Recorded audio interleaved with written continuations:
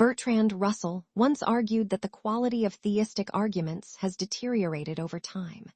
Dr. Piers, could you elaborate on what Russell meant by this intellectual descent? Certainly, Russell observed that historically theists leaned on the cosmological and teleological arguments, both grounded in metaphysical necessity. However, as these were scrutinized, theists shifted to moral arguments, seen as a weakening rather than evolution of thought. That's interesting. Does that mean older arguments were fundamentally stronger, or did they simply appear robust until science advanced to challenge them? It's more that the older arguments required less empirical scrutiny.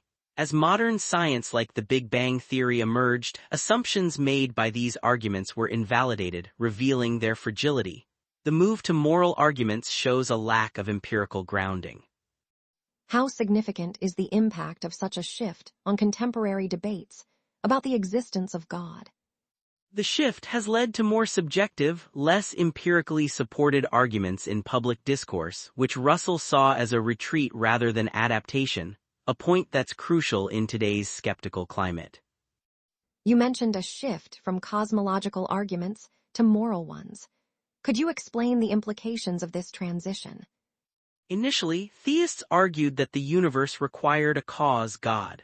But with developments in cosmology like the Big Bang asserting the universe had a beginning, these arguments faced challenges, leading theorists to focus on moralities which are now debated in philosophy. So, you're saying the moral arguments are less scientifically stringent, but still hold sway among theists. What makes them appealing in the face of scientific opposition? Their appeal lies in their reliance on human intuition and perceived objectivity of morality, which resonate personally but lack the empirical rigor seen in scientific discourse, allowing broader emotional engagement. However, doesn't relying on moral arguments open them up to critique given the diversity of moral perspectives across cultures? Yes, it does. Moral arguments often ignore cultural and social influences on morality. Russell suggested this as a strategic retreat, showing less objective grounding compared to scientific arguments. Modern apologetics tries to revive classical arguments with updated terminology. Dr. Piers, how effective have these adaptations been? In apologetics, the cosmological argument and fine-tuning argument are examples where sophisticated language conceals unverified premises. While they appear persuasive, they don't withstand empirical scrutiny, a critical point Russell emphasized. Despite these updated arguments, isn't their scientific footing still questioned? How do they compare to earlier forms? Indeed, the core weaknesses remain. They now involve complex explanations without proof of new premises. This reformulation, rather than presenting new evidence, often obscures the lack of empirical verification. Yet, doesn't this presentation invigorate debate, possibly paving ways for more discourse on such topics in philosophical circles? It certainly keeps the conversation alive, allowing philosophical exploration. However, without empirical evidence, these arguments primarily fuel debate rather than facilitate conclusive understanding.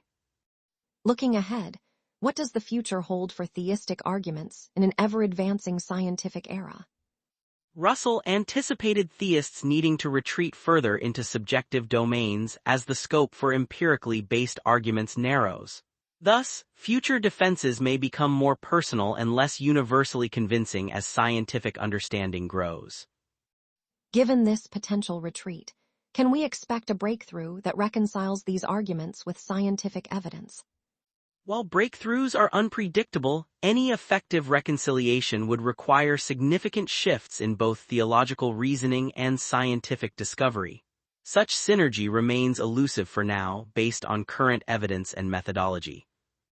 In the absence of reconciliation, do you foresee the decline of these debates, or more robust philosophical discussions arising? More likely, we will see nuanced philosophical discussions capturing diverse perspectives. While the empirical domain widens, philosophical exploration will remain a rich field for interpreting subjective experiences and moral questions.